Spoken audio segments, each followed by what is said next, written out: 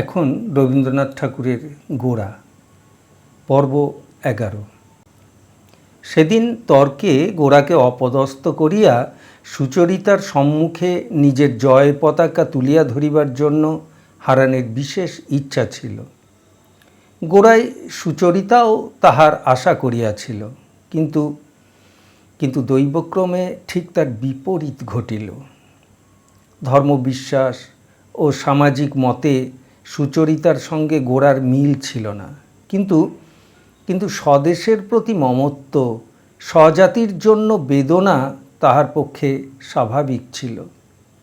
যদিচ দেশের ব্যাপার লইয়া সে সর্বদা আলোচনা করে নাই, কিন্তু সেদিন স্বজাতির নিন্দায় গোরা যখন অকস্মাৎ বজ্রনাদ করিয়া উঠিল, তখন সুচরিতার সমস্ত মনের মধ্যে তাহার অনুকূল প্রতিধ্বনি বাজিয়া উঠিয়াছিল। এমন বলের সঙ্গে, এমন দৃঢ় বিশ্বাসের সঙ্গে দেশের সম্বন্ধে কেহ তাহার সম্মুখে কথা বলে নাই। সাধারণত আমাদের দেশের লোকেরা স্বজাতি ও স্বদেশের আলোচনায় কিছু না কিছু মুরব্বিয়ানা ফলাইয়া থাকে, তাহাকে গভীরভাবে সত্যভাবে বিশ্বাস করে না। এই জন্য মুখে কবিত্ব করিবার বেলায় দেশের সম্বন্ধে যাহাই বলুক, দেশের প্রতি তাহাদের ভরসা নাই। কিন্তু গোরা তাহার স্বদেশের সমস্ত দুঃখ, দুর্গতি, দুর্বলতা ভেদ করিয়াও একটা মহৎ সত্য পদার্থকে প্রত্যক্ষবৎ দেখিতে পাইত। সেই জন্য দেশের দারিদ্র্যকে কিছুমাত্র অস্বীকার না করিয়াও সে দেশের প্রতি এমন একটি বলিষ্ঠ শ্রদ্ধা স্থাপন করিয়াছিল। দেশের অন্তর্নিহিত শক্তির প্রতি এমন একটা অবিচলিত বিশ্বাস ছিল যে তাহার কাছে আসিলে, তাহার দ্বিধাবিহীন দেশভক্তির বাণী শুনিলে সংশয়ীকে হার মানিতে হইত। গোরার এই অক্ষুণ্ণ ভক্তির সম্মুখে হারানের অবজ্ঞাপূর্ণ তর্ক সুচরিতাকে প্রতি মুহূর্তে যেন অপমানের মতো বাজিতেছিল। সে মাঝে মাঝে সংকোচ বিসর্জন দিয়া উচ্ছ্বসিত হৃদয়ে প্রতিবাদ না করিয়া থাকিতে পারে নাই। তাহার পরে হারান যখন গোরা ও বিনয়ের অসাক্ষাতে ক্ষুদ্র ঈর্ষাবশত তাহাদের প্রতি অভদ্রতার অপবাদ আরোপ করিলেন, তখনও এই অন্যায় ক্ষুদ্রতার বিরুদ্ধে সুচরিতাকে গোরাদের পক্ষে দাঁড়াইতে হইল। অথচ গোরার বিরুদ্ধে সুচরিতার মনের বিদ্রোহ একেবারেই যে শান্ত হইয়াছে তাহাও নহে। গোরার এক প্রকার গায়ে পড়া উদ্ধত হিন্দুয়ানি তাহাকে এখনও মনে মনে আঘাত করিতেছিল। সে একরকম করিয়া বুঝিতে পারিয়াছিল এই হিন্দুয়ানির মধ্যে একটা প্রতিকূলতার ভাব আছে। ইহা সহজ প্রশান্ত নহে, ইহা নিজের ভক্তি বিশ্বাসের মধ্যে পর্যাপ্ত নহে, ইহা অন্যকে আঘাত করিবার জন্য সর্বদাই উগ্রভাবে উদ্যত। সেদিন সন্ধ্যায় সকল কথায়, সকল কাজে, আহার করিবার কালে, লীলাকে গল্প বলিবার সময় ক্রমাগতই সুচরিতার মনের তলদেশে একটা কিসের বেদনা কেবলই পীড়া দিতে লাগিল। তাহা কোনো মতেই সে দূর করিতে পারিল না। কাঁটা কোথায় আছে তাহা জানিতে পারিলে তবে কাঁটা তুলিয়া ফেলিতে পারা যায়। মনের কাঁটাটি খুঁজিয়া বাহির করিবার জন্য সেদিন রাত্রে সুচরিতা সেই গাড়ি বারান্দার ছাতে একলা বসিয়া রহিল। রাত্রির স্নিগ্ধ অন্ধকার দিয়া সে নিজের মনের অকারণ তাপ যেন মুছিয়া ফেলিবার চেষ্টা করিল, কিন্তু কোনো ফল হইল না। তাহার বুকের অনির্দেশ্য বোঝাটার জন্য তাহার কাঁদিতে ইচ্ছা করিল, কিন্তু কান্না আসিল না। একজন অপরিচিত যুবা কপালে তিলক কাটিয়া আসিয়াছে, অথবা তাহাকে তর্কে পরাস্ত করিয়া তাহার অহংকার নত করা গেল না, এই জন্যই সুচরিতা এতক্ষণ ধরিয়া পীড়াবোধ করিতেছে। ইহার অপেক্ষা অদ্ভুত হাস্যকর কিছুই হইতে পারে না।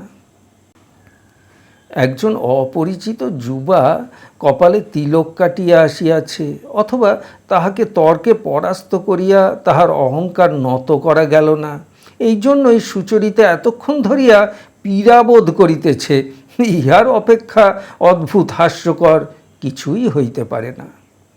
এই কারণটাকে সম্পূর্ণ অসম্ভব বলিয়া মন হইতে সে বিদায় করিয়া দিল। তখন আসল কারণটা মনে পড়িল এবং মনে পড়িয়া তাহার ভারী লজ্জা বোধ হইল। আজ ৩-৪ ঘণ্টা সুচরিতা সেই যুবকের সম্মুখেই বসিয়াছিল এবং মাঝে মাঝে তাহার পক্ষ অবলম্বন করিয়া তর্কেও যোগ দিয়াছে, অথচ সে তাহাকে একেবারে যেন লক্ষ্য মাত্রই করে নাই। যাইবার সময়েও তাহাকে সে যেন চোখে দেখিতেই পাইল না। এই পরিপূর্ণ উপেক্ষাই যে সুচরিতাকে গভীরভাবে বিঁধিয়াছে তাহাতে কোনো সন্দেহ নাই।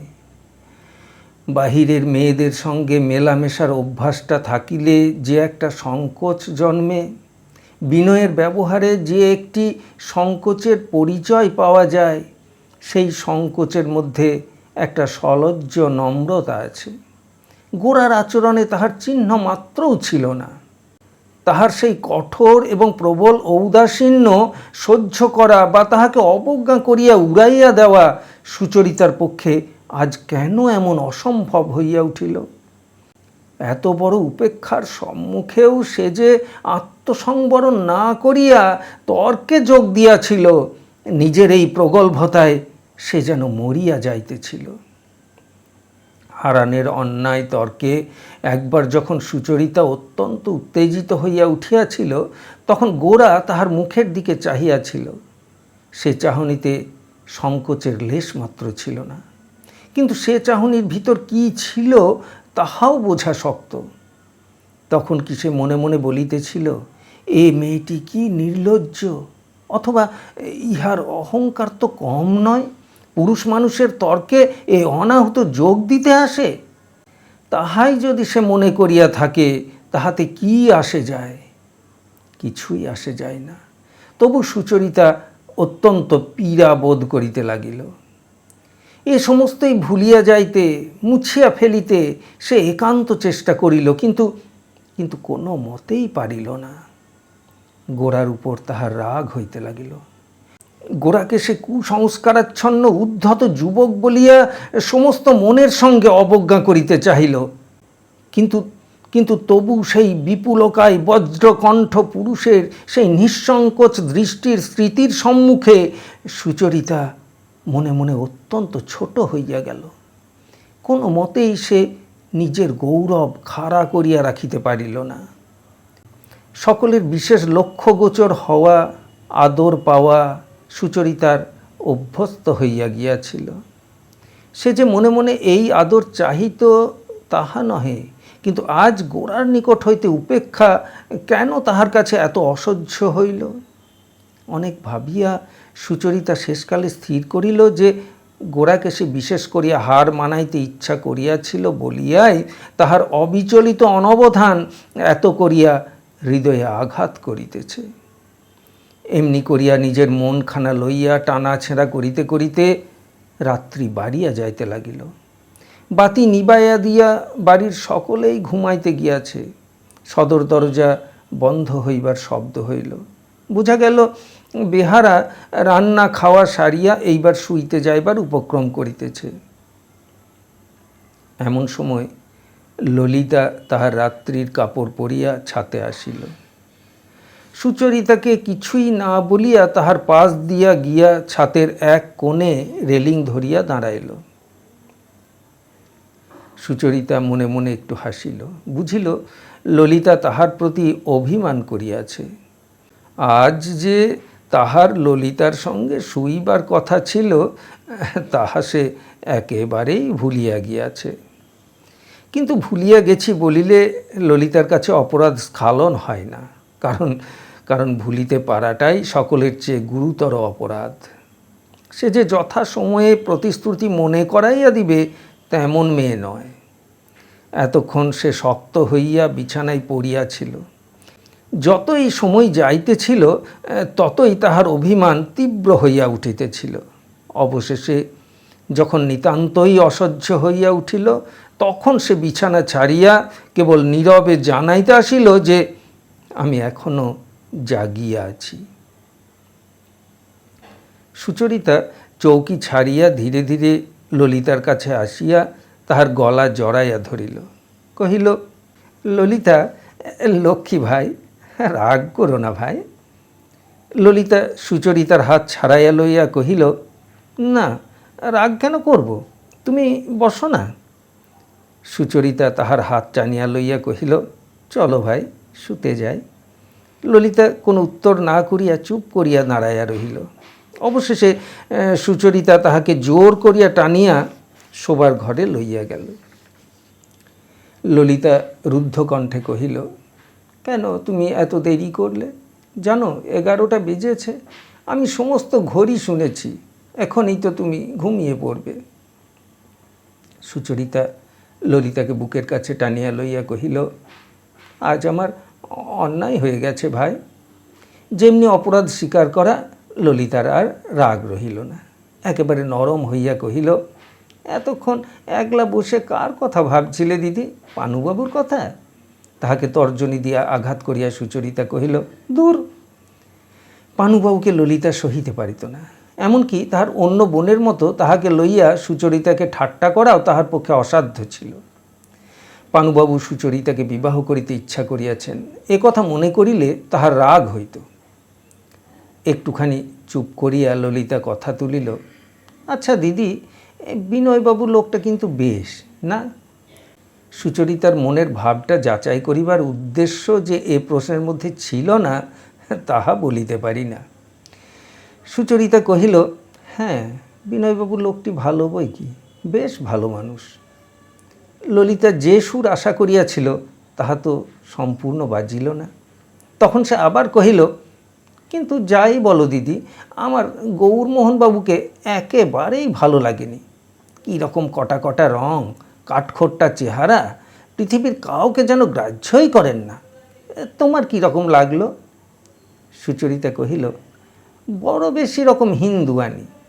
ললিতা কহিল, না না, আমাদের মেসোমশাইয়ের তো খুবই হিন্দুয়ানি, কিন্তু সে আর এক রকমের, এ যেন ঠিক বলতে পারি না কী রকম।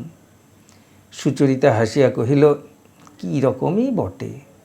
বলিয়া গোরার সেই উচ্চ শুভ্র ললাটে তিলক কাটা মূর্তি মনে আনিয়া সুচরিতা রাগ করিল। রাগ করিবার কারণ এই যে ওই তিলকের দ্বারা গোরা কপালে বড় বড় অক্ষরে লিখিয়া রাখিয়াছে যে তোমাদের হইতে আমি পৃথক। সেই পার্থক্যের প্রচণ্ড অভিমানকে সুচরিতা যদি ধূলিসাৎ করিয়া দিতে পারিত, তবেই তাহার গায়ের জ্বালা মিটিত। আলোচনা বন্ধ হইল। ক্রমে দুইজনে ঘুমাইয়া পড়িল।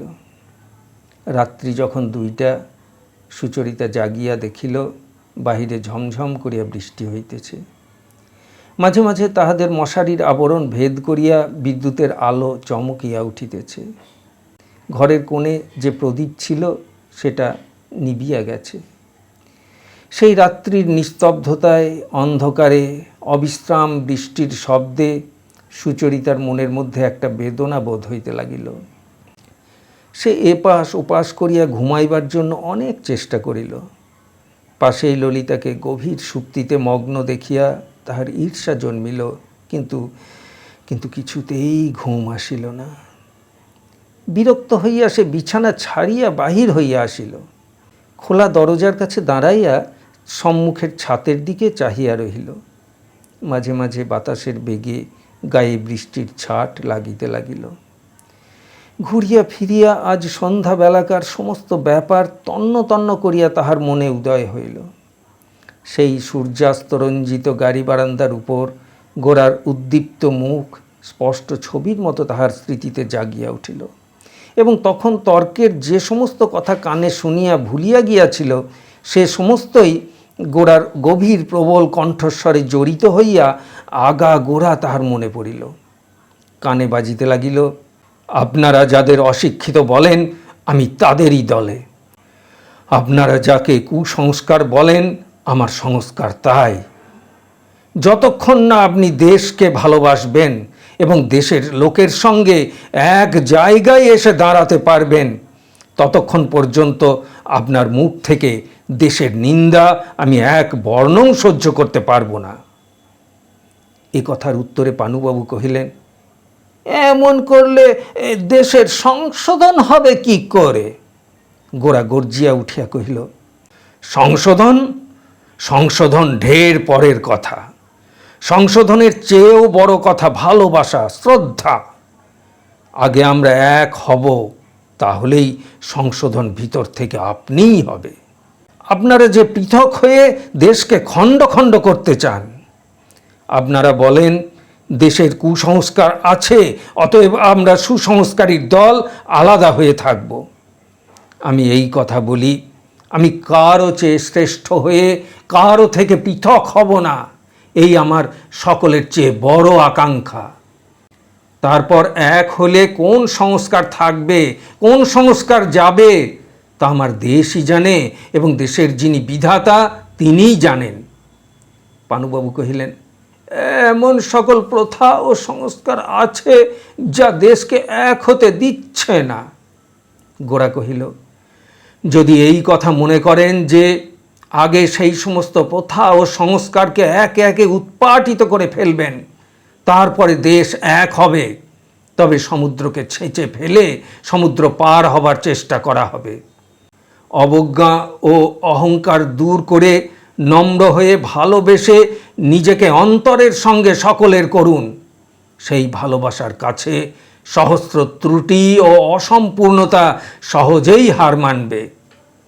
সকল দেশের সকল সমাজেই ত্রুটি ও অপূর্ণতা আছে, কিন্তু দেশের লোক স্বজাতির প্রতি ভালোবাসার টানে যতক্ষণ এক থাকে ততক্ষণ পর্যন্ত তার বিষ কাটিয়ে চলতে পারে। পচবার কারণ হাওয়ার মধ্যেই আছে, কিন্তু বেঁচে থাকলেই সেটা কাটিয়ে চলি, মরে গেলেই পচে উঠি। আমি আপনাকে বলছি, সংশোধন করতে যদি আসেন তো আমরা সহ্য করব না, তা আপনারাই হন বা মিশনারিই হন। পানুবাবু কহিলেন, কেন করবেন না? গোরা কহিল, করব না, তার কারণ আছে। বাপ মায়ের সংশোধন সহ্য করা যায়, কিন্তু পাহারাওয়ালার শোধনের চেয়ে অপমান অনেক বেশি। সেই সংশোধন সহ্য করতে হলে মনুষ্যত্ব নষ্ট হয়। আগে আত্মীয় হবেন, তারপরে সংশোধক হবেন, নইলে আপনার মুখের ভালো কথাতেও আমাদের অনিষ্ট হবে। এমনি করিয়া একটি একটি সমস্ত কথা আগাগোড়া সুচরিতার মনে উঠিতে লাগিল, এবং এই সঙ্গে মনের মধ্যে একটা অনির্দেশ্য বেদনাও কেবলই পীড়া দিতে থাকিল। শ্রান্ত হইয়া সুচরিতা বিছানায় ফিরিয়া আসিল এবং চোখের উপর করতল চাপিয়া সমস্ত ভাবনাকে ঠেলিয়া ঘুমাইবার চেষ্টা করিল, কিন্তু তাহার মুখ ও কান ঝাঁ ঝাঁ করিতে লাগিল, এবং এই সমস্ত আলোচনা ভাঙিয়া চুরিয়া তাহার মনের মধ্যে কেবলই আনাগোনা করিতে লাগিল।